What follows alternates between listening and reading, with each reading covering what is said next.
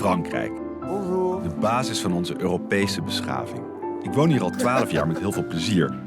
Maar sinds de recente gebeurtenissen vraag ik me wel af in wat voor land ik leef. Hoe denken de Fransen eigenlijk over zichzelf? En staat Frankrijk echt op instorten?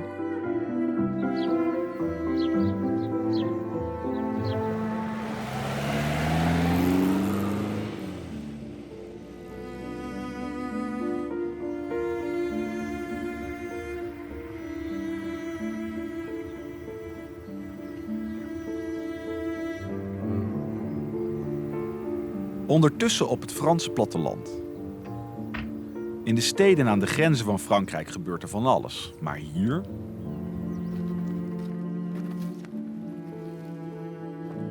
schoonheid, rust en toerisme. Maar ook leegloop, armoede en boerenprotesten. De schilder Manet zei al...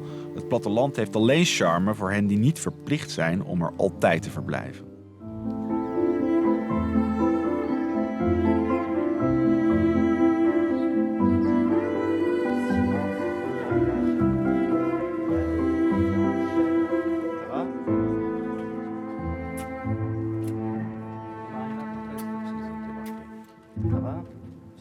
Comment ça s'appelle ici? France 24. Qu'est-ce que c'est exactement? C'est une chaîne d'information française internationale qui diffuse sur les 3 langues, français, anglais et arabe. Et là, c'est live. Hein? Là, on est en direct. Voilà. Sur la planète entière. Dans le monde entier. Dans le monde entier. Dans le monde entier. C'est super. Vous le dites avec fierté. Ah oui. Ah oui.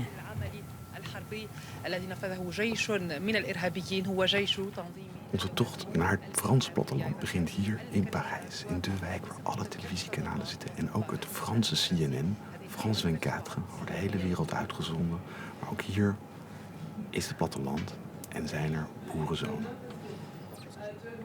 Boerenzoon Clément Raymond werkt als belichter in de televisiestudio's van France 24. Hij logeert in Parijs en gaat 1 keer per week naar huis. Est-ce que vous connaissez Clément Raymond? Oui, oui, bien sûr. Vous travaillez ensemble? Pas tous les jours, mais je le vois tous les jours. On se côtoie, Oui, ça voilà. c'est vrai. Et quand tu as besoin de nos services, Oui, bien sûr. nous on est présents pour que toi tu puisses faire ton travail correctement. Oui. Voilà. Et est-ce que vous savez d'où il vient? Origine? Mhm. Ah, je sais pas du tout. Bah, je Oh. sais pas, pour moi, français, je sais pas. Oui, voilà. Je viens d'un tout petit pays, d'une petite région qui s'appelle Chinon. C'est à 300 km d'ici, de Paris. D'accord. Donc voilà, je viens de là et c'est mon bled, quelque part. Ok. Voilà. Alors ici, c'est le studio A. C'est notre plus grand studio. Ah oui. Et ça, c'est le plateau français. Et qu'est-ce que vous faites ici, si loin de votre terre natale? Ça, c'est ici parce que bon, il y a la télé, ça me plaît beaucoup. On est dans l'événementiel, c'est quelque chose qui est direct. Mais il n'y a pas de saison ici. C'est tout le temps, c'est sans arrêt. Parce qu'à la campagne, il y a des saisons, il y a des temps d'arrêt, il y a plein de choses qui se passent qui sont complètement différentes de la télé. À Villers-Cotterêts dans l'Aisne, une perquisition dans le cadre de l'enquête sur les motonettes truquées par un constructeur automobile allemand. Comme la justice française. Oui, mais c'est l'autre, il faut attendre.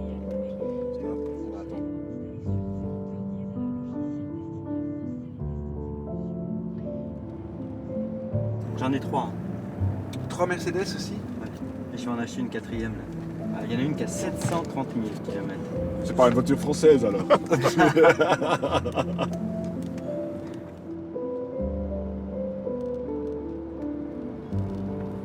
C'est qui ce personnage? C'est Rabelais ça. Ah oui, La statue de Rabelais. il vient d'ici. Terug naar de geboortegrond.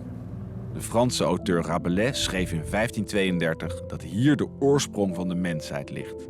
Op deze vruchtbare grond, de tuin van Frankrijk. Het bezit van land is hier een soort basale emotie. En het geldt zeker voor de familie van Clément.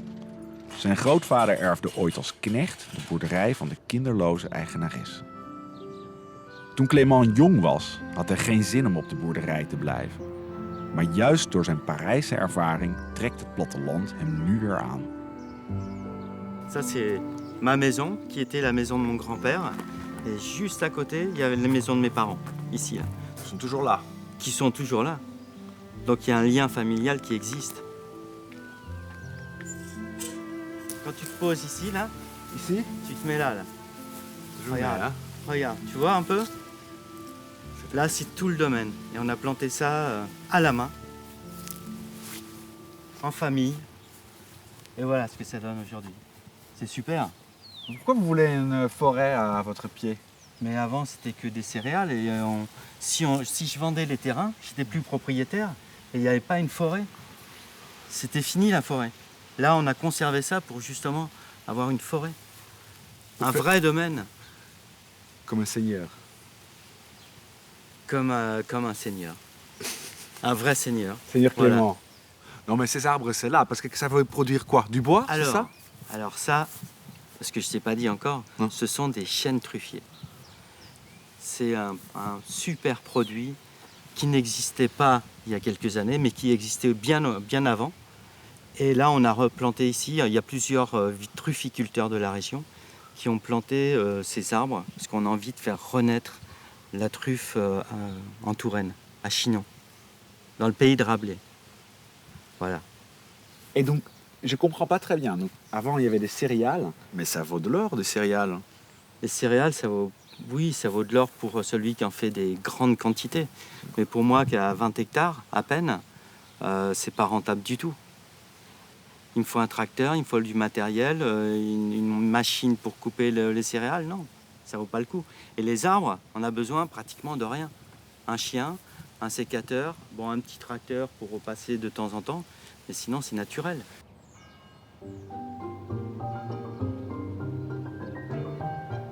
Om de hoek bij Clément neem ik mijn intrek in een chique boerderij uit de 19e eeuw.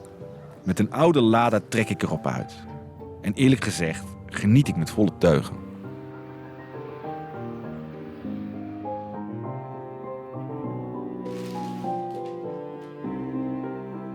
Als ik natuurlijk met mensen ga praten op het platteland, dan ga ik daar naartoe met al mijn vooroordelen uit Parijs. En een ervan die wordt nogal bepaald door wat de kranten schrijven. Ook vandaag weer in een van de kranten hier. Eén grote ellende in Frankrijk en ook het platteland. Stakende boeren, dokters zijn niet blij, leraren zijn niet blij. Gaat slecht hier hoor.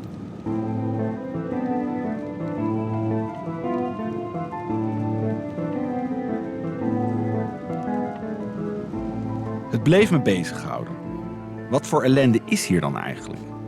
Of is het weer allemaal opgeklopt door de media? Een eerste hint dat het hier echt niet allemaal perfect is, krijg ik van het plaatselijk orakel, de pizzaboer.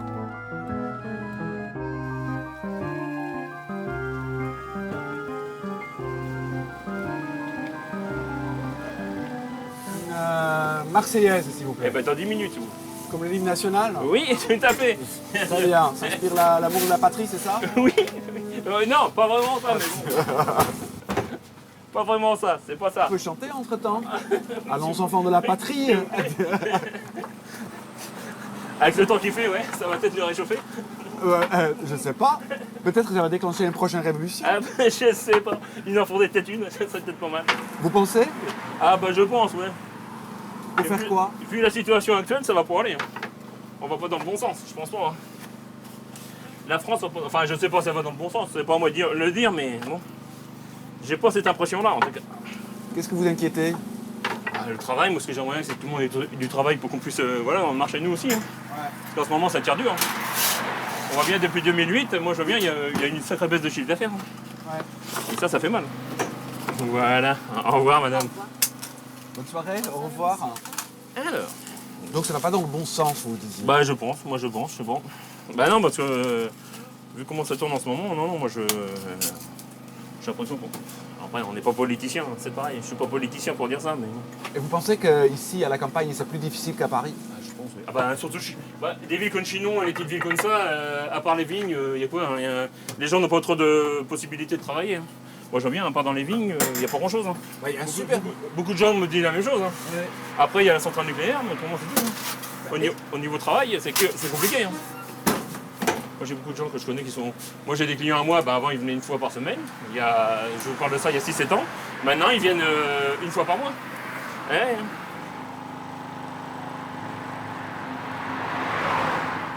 Twee dingen zijn me opgevallen. De pizzaboer zegt dat mensen hier werkeloos zijn, terwijl ik overal om me heen bewerkt land zie. Zelf land bezitten lost blijkbaar weinig op. Clément moet wel werken in Parijs, omdat hij niet genoeg land heeft om van rond te kunnen komen. Alles vloeit hier blijkbaar voort uit land, of beter gezegd, grond. Ik volg het spoor terug.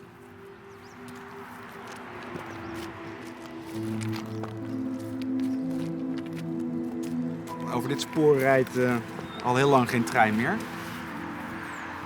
En toch was dit de vooruitgang in Frankrijk. Vanaf de late 19e eeuw was het land vol met dit soort spoorlijnen. Die stopten voor kastelen, verbonden steden met elkaar. De Belle Époque. Ik stel me zo voor dat de chique eigenaren en hun gasten van het wijnchâteau hier de trein voor zich lieten stoppen. Om naar de stad te gaan of weer terug te komen. De spoorlijnen zijn helemaal niet meer in gebruik. Stilgelegd. Frankrijk is nog de top van de treinenland natuurlijk met al die TGV's, maar die stoppen niet meer op dit soort plekken. Die denderen van de ene grote stad naar de andere, ver voorbij het platteland.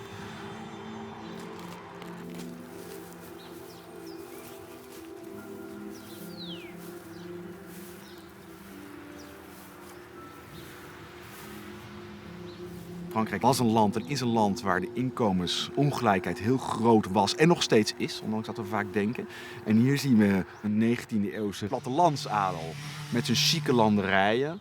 Heel mooi, ik word er met jaloers van. Stel je voor dat je daar woont, de trein stopt voor de deur.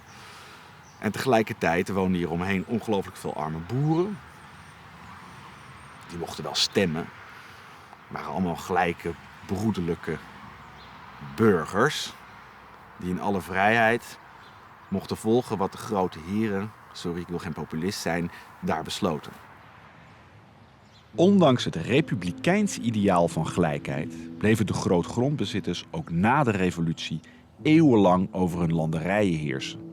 Is er eigenlijk wel zoveel veranderd? Allez, venez les chiens. Parce que là, c'est pas un parcelle, ça c'est juste... C'est des bois, donc la truffe naturellement pousse de manière sauvage. Et c'est comestible. Ah, tout à fait, tout à fait.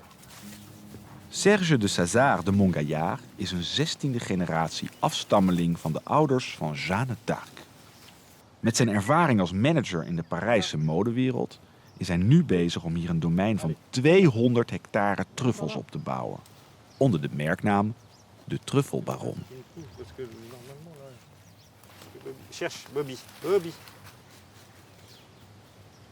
Cherche la truffe.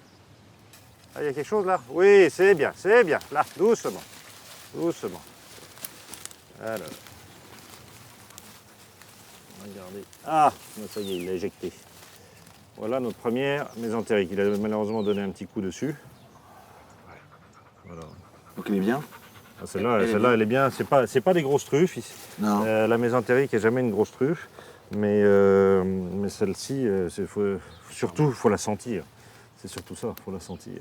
C'est ça qui va nous dire si elle est bonne. Mais non, c'est un super parfum, ça. Ah oui. Alors c'est particulier, ça sent un peu le gaz au début. Ça pèse combien la petite qu'on a vue là? Oh là, on doit être... on dépasse les 10 grammes, on doit être à 15-20 grammes. 15 grammes. Ils valent Ouais. combien par kilo? Alors ici, la truffe de Meuse, on peut la trouver jusqu'à 400 € le kilo. La Mélano, elle, va être beaucoup plus chère. On va commencer, on va dire, à 800. Sur les marchés, on peut la trouver entre 7 et 900. Et après ça, généralement, dans les villes, on va la trouver rarement en dessous de 1000. Mais sur Paris, ce sera dans les grandes capitales, c'est entre 1500 et 3000 € le kilo.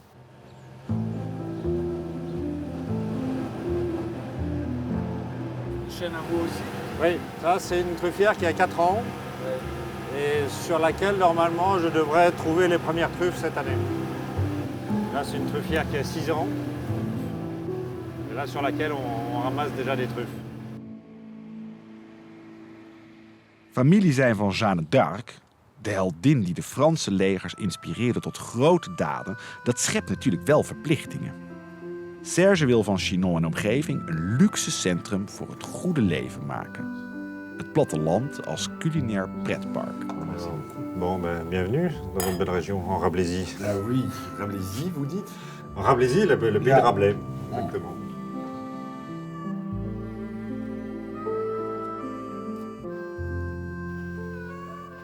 C'est vrai que pour la petite anecdote, quand on va effectivement visiter la maison de Jeanne d'Arc à Domrémy, on regarde son arbre généalogique et effectivement on retrouve par le biais d'un de ses frères la famille. Donc on retrace la famille depuis quelques générations. Voilà. Donc, et ce qui est amusant, c'est finalement de se retrouver ici à Chinon, qui a quand même été un haut lieu pour elle, où presque tout a démarré, puisque c'est ici qu'elle est venue retrouver Charles VII pour, après ça, monter son armée et aller bouter les Anglais hors de France. Voilà. Et elle, en ce sens, est un bon exemple, parce qu'elle avait sa vision, un objectif, elle est allée jusqu'au bout, et bravo. Donc, guidée par ses voix, guidée par sa foi. Et voilà, donc en ce sens, c'est un bel exemple. Moi, je sais ce que je veux faire, j'ai mon projet qui est la truffe, et ça, à partir du moment où la stratégie est définie et fixée, le cap est fixé, j'avance, et c'est beaucoup plus facile, et les choses se font beaucoup plus facilement. Votre rôle, parce que on peut dire que pendant très longtemps, la force de la France était dans ces terres. Et c'était les nobles qui géraient les terres, en tout cas faisaient gérer. Est-ce que vous vous sentez dans cette tradition?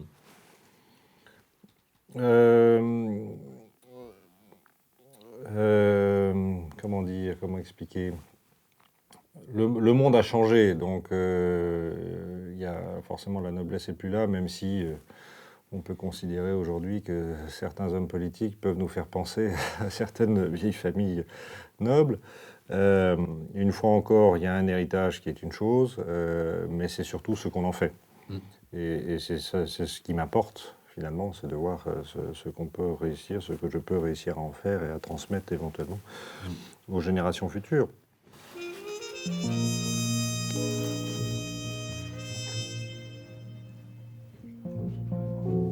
Est-ce qu'on veut voir le verre à moitié plein ou le verre à moitié vide? Moi, je préfère le voir à moitié plein.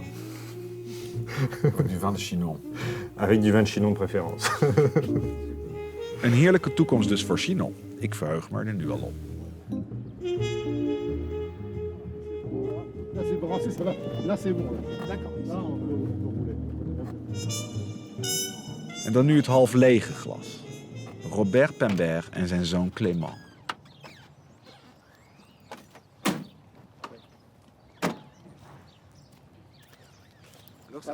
Voilà, c'est mon fils Clément, 16 ans. Bonjour, Voilà. Wilfred. Futur agriculteur, Ouais. normalement. Voilà. Il est à l'école à Thuré, dans la Vienne, pour l'instant. Voilà. Tu as quel âge, Clément? J'ai 16 ans. Et tu roules, c'est-à-dire ça? Oui. Ce monstre-là? Oui, bah. Ouais, oui. mais ils ont appris déjà à l'école à conduire. Voilà. Pour 3 ans, il va être à l'école. Voilà. Et après?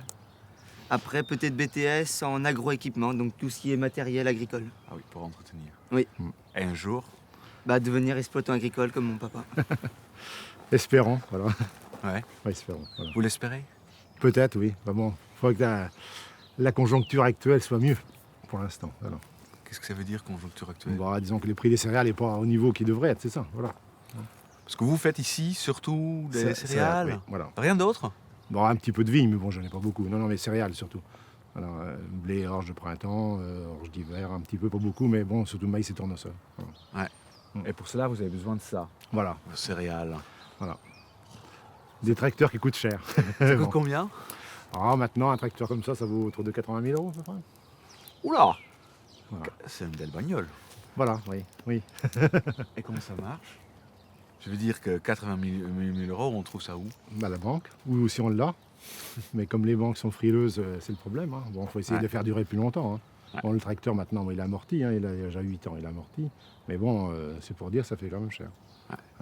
Vous avez combien d'hectares là? Moi j'ai 80 hectares en tout. Donc vous êtes un grand. Non, c'est pas grand maintenant. Moi je dirais que c'est petit, 80 hectares. Ouais. Maintenant la moyenne elle est plus sur 200, 250. Voilà. Et toi Clément, C'est aussi les céréales qui vont... Oui, bah, c'est surtout les céréales que je voulais faire, oui. Ouais. Donc pas des truffiers. Non. Pourquoi ça vous fait rire? C'est quoi, c'est votre Bible? Non, non. Non, je sais quoi, hein. Oula.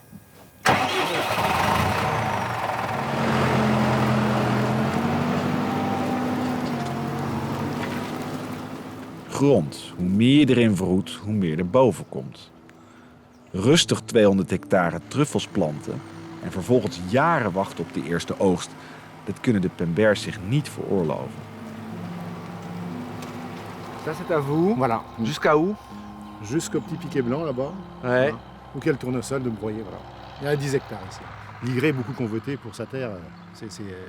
On n'a pas besoin d'irriguer ici. On n'irrigue jamais le maïs, on fait des rendements et c'est vrai que par rapport à des endroits qu'il faut irriguer. Ouais. Voilà. Vous êtes content que votre fils va reprendre? Oui, c'est vrai que... Oui. Bon, c'est vrai que c'est pas facile quand même parce que bon, ça, s'il restait avec 80 hectares, ce ne serait pas possible. Parce que bon, pour l'instant c'est à moi, mais après il a quand même sa sœur, il faut le partager en deux.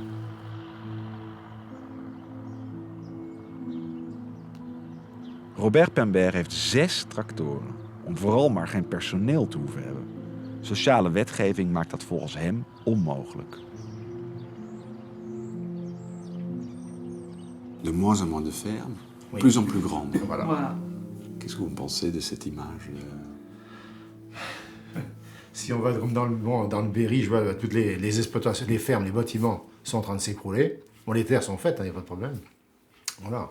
Mais c'est une image, voilà, que c'est l'égrandissement et on va à l'égrandissement. Hein. Et ça, c'est inévitable, hein. C'est inéluctable, on peut pas... Oui, mais les gens s'agrandissent, mais ne reprennent pas forcément les bâtiments. Donc c'est pour ça que les bâtiments restent à l'abandon. Et donc c'est un petit peu dommage, quoi. Hein. C'est vrai que... Parce que moi, ce que j'ai peur qu'on aille dans l'avenir, et nous, on sera les ouvriers de ces industriels. Si on peut plus... voilà. C'est de rester dans notre à nous. Enfin, comme là, bon, on a notre ferme. Mais ça, est-ce qu'à l'avenir, ça pourra rester? Ça m'étonnerait. Moi, je pense pas que... Ça sera d'autres mondes qui vont acheter des terres, et nous, on sera fermiers donc de cette personne. Comme dans le temps, il y avait le roi, et... Moi, je crois qu'on va sur cette phase-là. On sera ouvrier, voilà. On va repasser ouvrier de nos terres dans quelques années. Qui sont ces nouveaux propriétaires? Des gens, des financiers, comme là, je vois à côté, c'est Elf, enfin tout ce qui est le pétrole, ils l'achètent et puis voilà, ils mettent des gens sur le vin, c'est des vignes qui sont plantées en conséquence et voilà. Vous trouvez que le gouvernement doit intervenir? Il faudrait, Il mais est grand bon. temps. Hein. Moi, pour moi, enfin oui, il va intervenir, mais Pour bon. beaucoup, il est déjà trop tard. Hein. Quand on C'est voit pas- le nombre de fermes qui oui. mettent la clé sous la porte, comme on dit, je pense Surtout qu'il est déjà... Il faudrait vraiment qu'il se dépêche de faire quelque chose.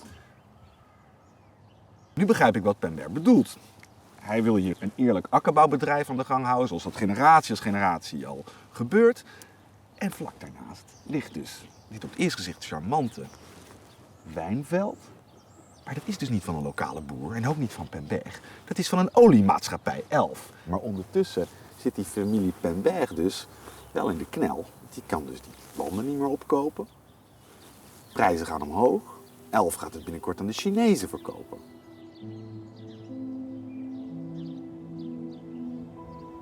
Terwijl in de steden en aan de grenzen zich een strijd tussen volken en landen afspeelt, gaat het hier veel specifieker om grond en wie daar recht op heeft. De oorzaak lijkt in beide gevallen de steeds maar voortschrijdende schaalvergroting, die samenhangt met globalisering. J'ai l'impression d'avoir deux vies. Il y en a une qui me plaît, l'autre qui me plaît aussi, mais il y en a une qui commence à prendre le dessus sur l'autre. C'est ici à la campagne. Un petit peu plus. Et avant, quand j'étais plus jeune, c'était plutôt la ville sur la campagne. Qu'est-ce qui s'est passé? Là, c'est bien. Là, je peux boire un coup avec mes copains. J'ai des copains à Paris, mais ici, la vie est tranquille. Tu te poses pas de questions. Tu peux t'habiller comme tu veux. Tu regardes comme tu veux. Personne va t'embêter de quoi que ce soit. Et puis, quand on croise un agriculteur, c'est un sacré phénomène. Chaque personnalité, c'est grandiose. Mais c'est l'âge, Clément? Oui. La campagne est pour les vieux? Non, pour la maturité, pour la sagesse. Hein?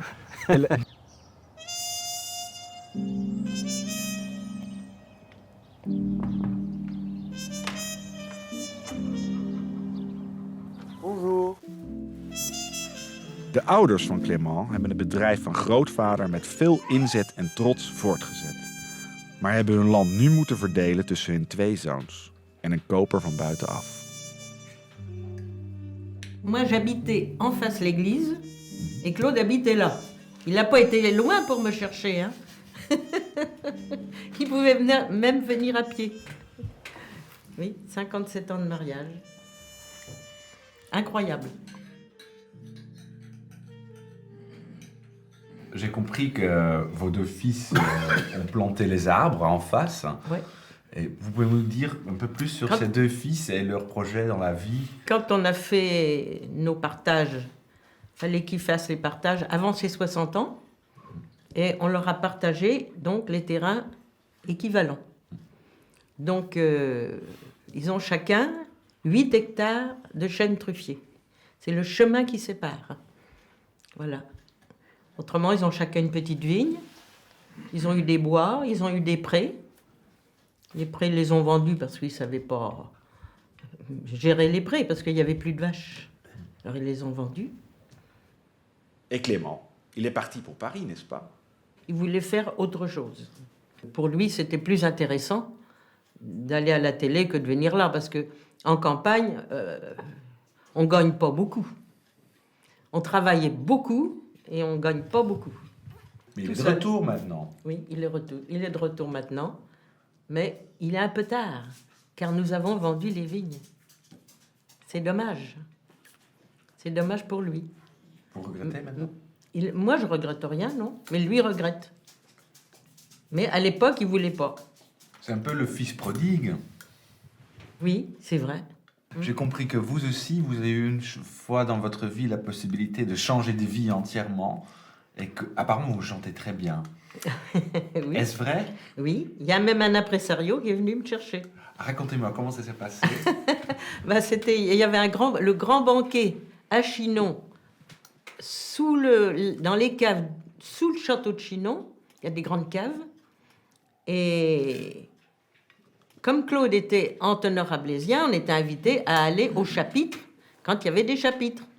Et à l'époque, ils ne faisaient pas venir de vedettes. Ils prenaient des gens dans la salle.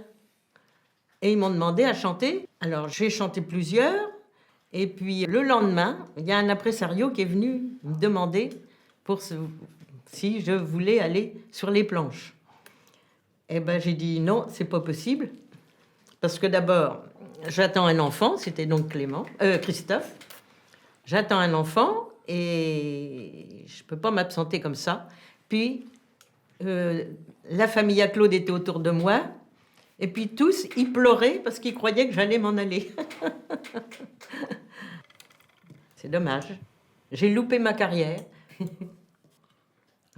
Sur les pentes de nos coteaux, la nature nous a donné une plante dont les fins rameaux font rougir notre cabernet. Elle est plantée avec amour et soignée par nos vignerons. C'est leur attention de toujours qui fait qu'il est bon, notre breton. Rabelaisien, rabelaisienne, nous marchons sur les traces de notre grand François. Nous buvons dans la peine, mais aussi dans la joie. Nous vivons en Touraine et sommes fiers de notre beau pays. Rabelaisiens, rabelaisiennes, chantons tous en chœur la Rablaisie. Ah, c'est très beau, c'est très beau. Merci beaucoup, Christiane.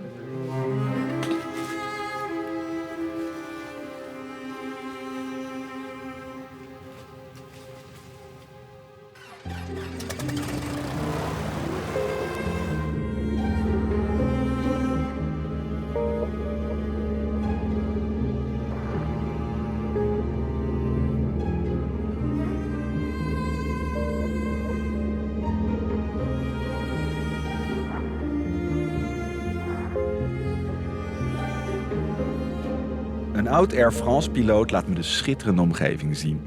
Maar ik ga op zoek naar een minder idyllische plek. In een eeuwenoud bos vlakbij het kleine stadje Chinon is onlangs een groot terrein uitgehakt waarop een enorm winkelcentrum is gebouwd. Hypermarché Leclerc is zo groot, zo'n groot zwart dak, zulke grote parkeerplaatsen, dat onze piloot moeite heeft het vliegtuig recht te houden vanwege de turbulentie, vanwege de hete lucht van het dak en de parkeerplaatsen afkomt.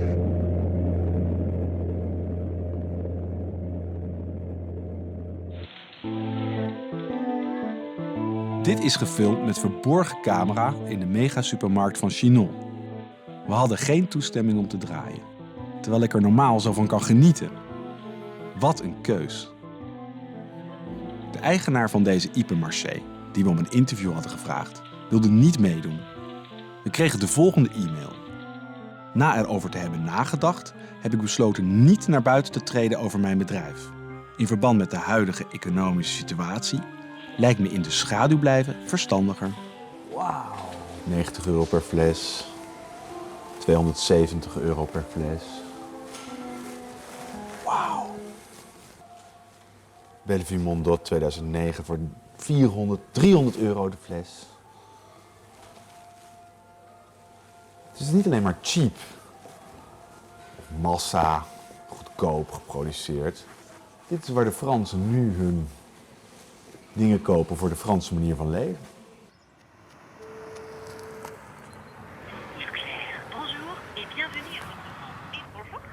Bonjour, Wilfried de Bruin de la télévision néerlandaise. Je voudrais savoir s'il est possible de parler au secrétaire de la direction, Monsieur Jalut. Ah, et le secrétariat de la direction? D'accord. C'est dommage, parce que voilà, parce qu'on a eu un message de M. Chalut et il dit oui, je comprends, mais vu la conjoncture actuelle, il est difficile de... Maintenant, on veut rester un peu à l'ombre, il nous a dit, et on ne comprend pas très bien.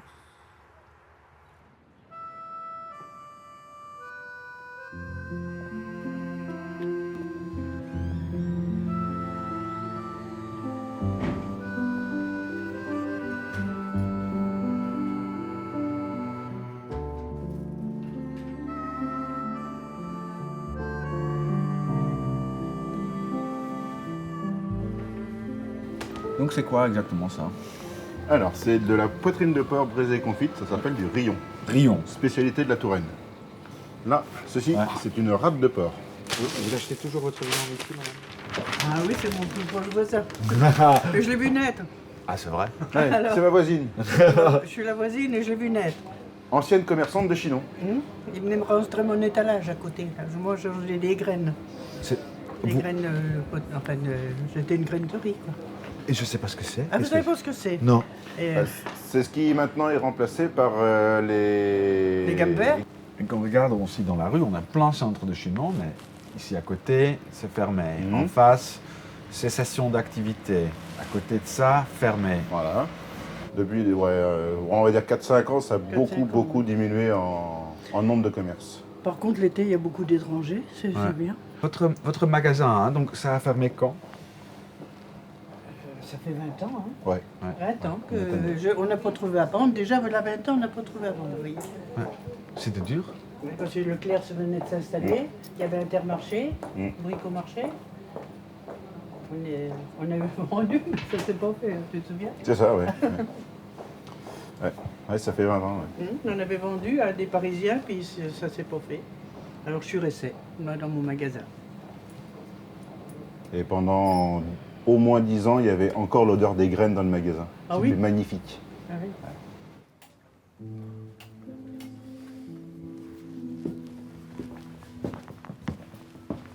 J'aimais bien mon magasin, moi, c'était ma vie. Hein. Ça, c'était les coffres pour les graines. On avait des coffres avec du blé, de l'avoine, des graines pour les oiseaux, du riz pour les chiens. On avait tout ça. Tout nos... Alors ça, c'était pour le blé pour les poules. Tout ça, c'était des coffres.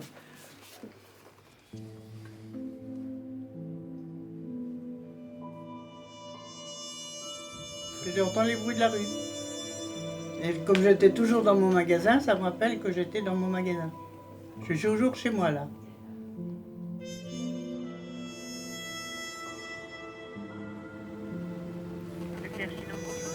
Bonjour, Wilfred de Bruin de la télévision néerlandaise. J'ai appelé ce matin.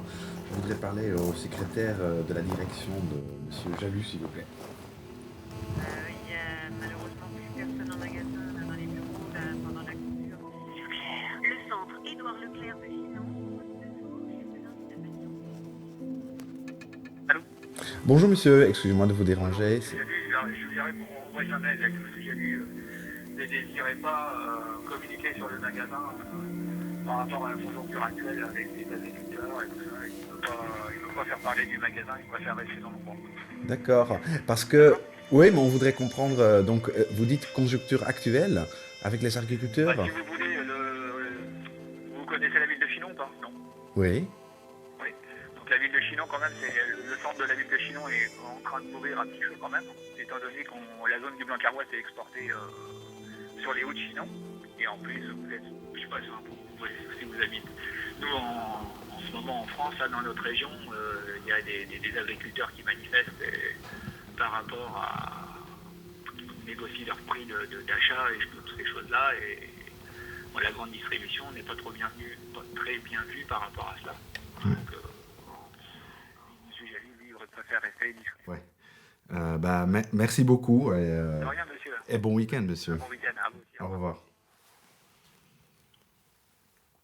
Ja, ze zijn dus bang voor de boeren in de omgeving. Want die zitten allemaal op druk op de winkels om hogere prijzen te krijgen. We weten, als de boeren hier boos worden, dan komen ze langs met vrachtwagens en dan storten ze het vol met stront en eieren en rotte tomaten. Of hier misschien rotte druiven. En daar heeft meneer Jalus helemaal geen zin in.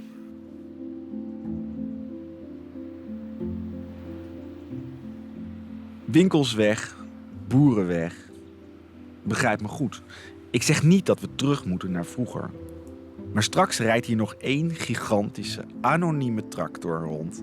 En moeten de bewoners de producten die ze ooit zelf verbouwden voor veel geld halen bij die ene supermarkt. Mensen van buiten komen hier dan nostalgisch genieten van een platteland dat er eigenlijk niet meer is. Was dit nodig? Waren de kleine zelfstandige boeren echt niet rendabel? Ouh, elle était... Oh. Ah oui, à la française. Elle va pas te fermer comme ça. Je vous donne la clé. Oui. C'est à vous quand même. C'est pas grave.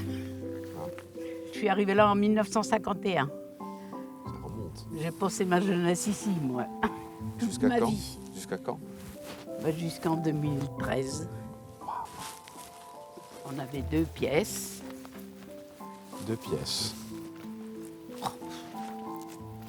C'est même pas fermé, hein. Pas fermé. Oh, quand il fait beau, j'ouvre parce que. Ah, il y a plein de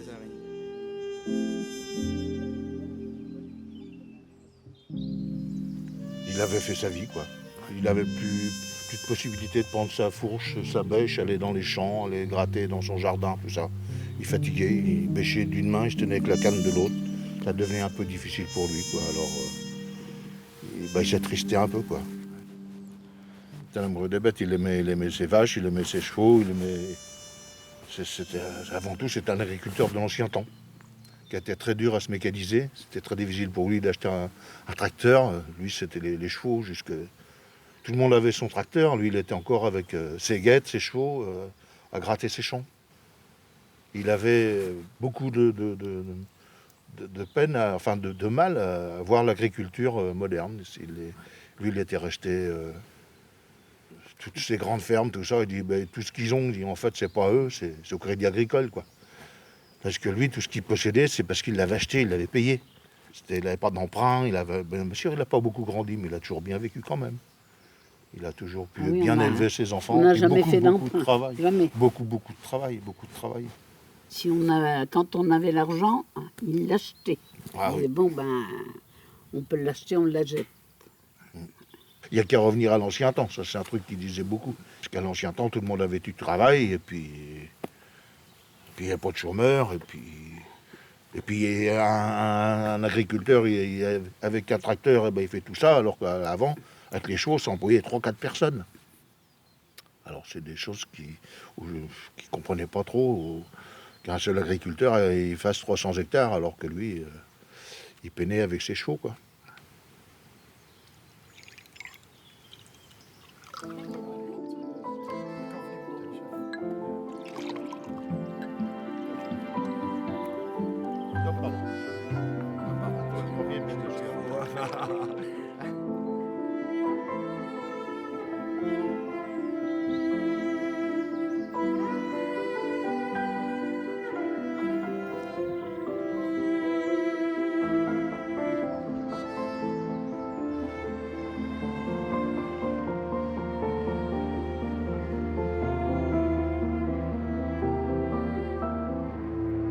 Merci d'avoir regardé mon vidéo. J'espère que vous l'avez aimé. Si oui, découvrez le nouvel épisode ici. Et sur notre chaîne YouTube, plein d'autres séries à découvrir. Abonnez-vous pour être tenu au courant de toutes les nouveautés. Merci et à bientôt.